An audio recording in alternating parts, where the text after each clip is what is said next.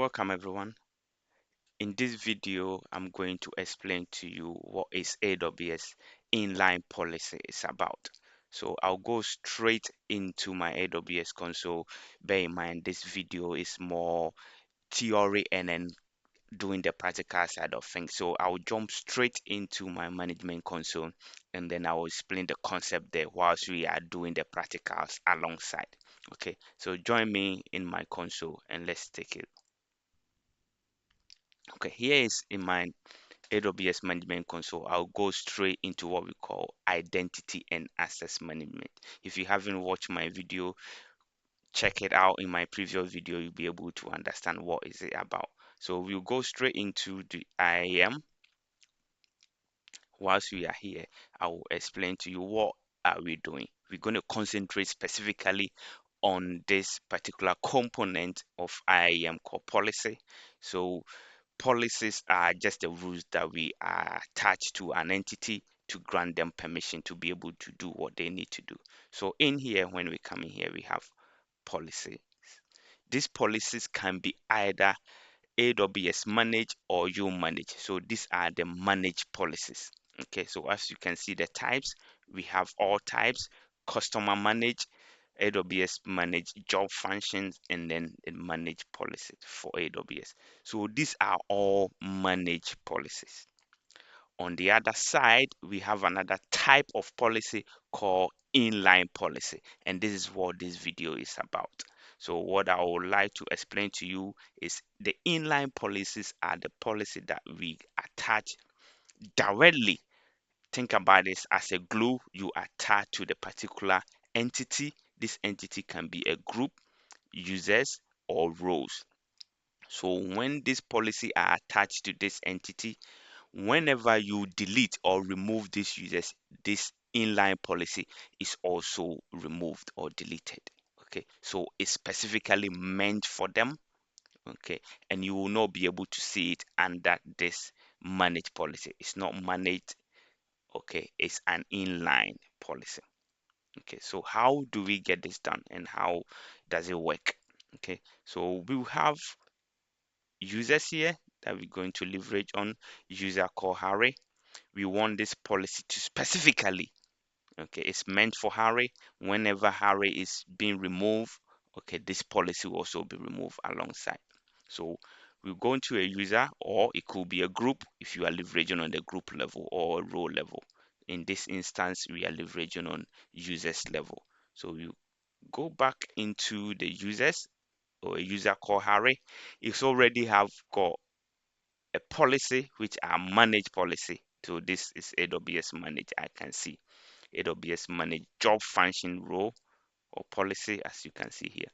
But what we are interested is to create an inline policy. So policy meant specifically for this user.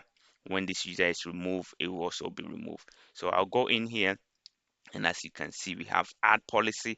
When you select this, it will give you an option to add what we called manage policy, either AWS manage or you manage, okay, or user manage.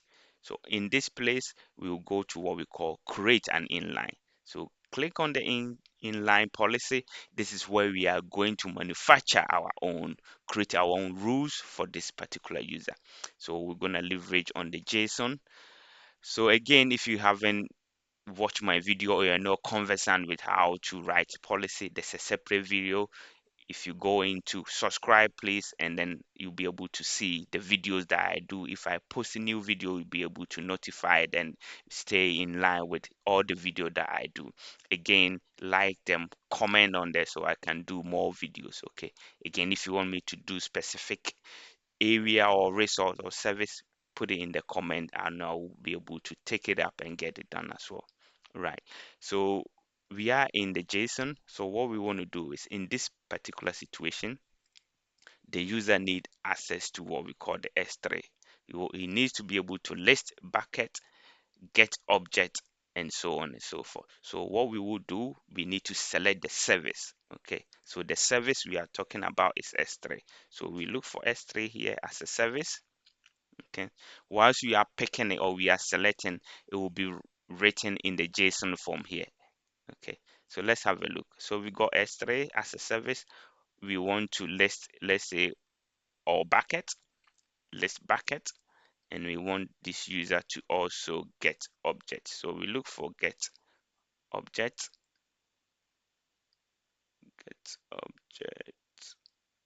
Okay, let's go here. So get object. So this is enough for us. Okay. What we can do again is to leverage on what we call principles of least privilege. Okay, by that I mean we need to zero it down to what this user is actually doing on what particular resource we want to limit the access for this particular user. So what we will do is we will go under the resource. We are here. What resource does he need access to? He doesn't need to look at all the bucket, but in this particular situation, a specific bucket. So we go to the bottom and select resource or add a resource. Okay, the resource is S3. Okay, the bucket that we are interested in. So we will select bucket, but on what bucket? What is the bucket name? So Amazon resource name. What name do you want to give to this user? What's the bucket name? So by that, I have bucket already created. Again, there will be a separate video purposely meant for S3 service. So in this case, I have already provisioned some bucket. I'm going to copy the name, which is the ARN, and then put it on here. So actually, let's open this asset. Let's duplicate this. I'm just going to look for the S3 as a service. Okay, let's go for S3 on this page. Open that in the new tab here. This literally we are here to pick ARN. So for example, let's pick this bucket, and then here we go to property, and this is the ARN of this bucket. Let's grab that, copy that, go back to where we were. Okay, and all we need to do is to paste it here. Okay, actually, let's remove the whole thing. Didn't copy it. So paste it here. I would like to add one more thing at the end. So that is to give access to this bucket and the content of it. How do we do it? So we do / and then you add a star to it. Okay. So the bucket, okay, the name of the bucket plus the content of the bucket. What we do is we add that to that. Right. So that is it. If you want to set a condition to say that, right, this user has access to this bucket, but unless the user is coming from a specific IP address or something, you can put a condition in there. Okay. For that, let's say we want to add a condition to say um, condition will be, let's do for source IP. Okay. So you are coming from a source IP. Okay. Let's do it for in a request, and then let's set this to IP and IP. Okay, the value here is the IP you want to put in here. So let's go for, let's say 10.1.2.5. Let's do / let's say 24. So this be the IP range.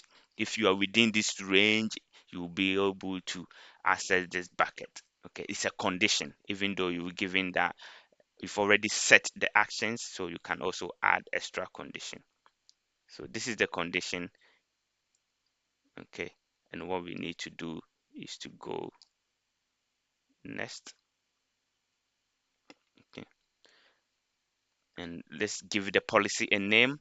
Okay, so this is, let's say, cloud. Okay.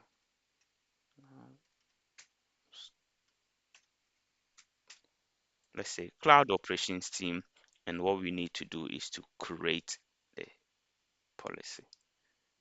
Okay, the policy, as you can see here, is inline.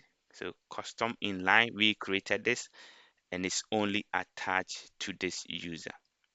Okay, if you open the policy, okay, the action is we are going to allow, that's the effect. The action is list all bucket, list bucket get object for this particular resource, unless the condition is you have to be coming from this specific IP range. Yeah, okay, right. So let's show you this. I'm going to delete the user and you will see this policy will disappear. If you go to policy, you will not be able to find it. So it's called CloudOps. CloudOps. Even when I type CloudOps, it's custom, nothing is going to come. Okay, because it's not managed.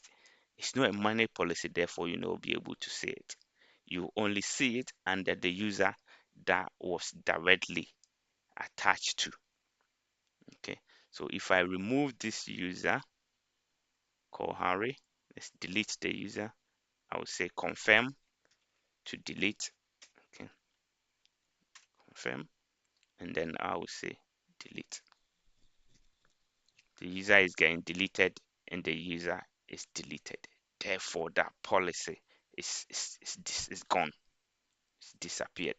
It's meant to attach to this particular user.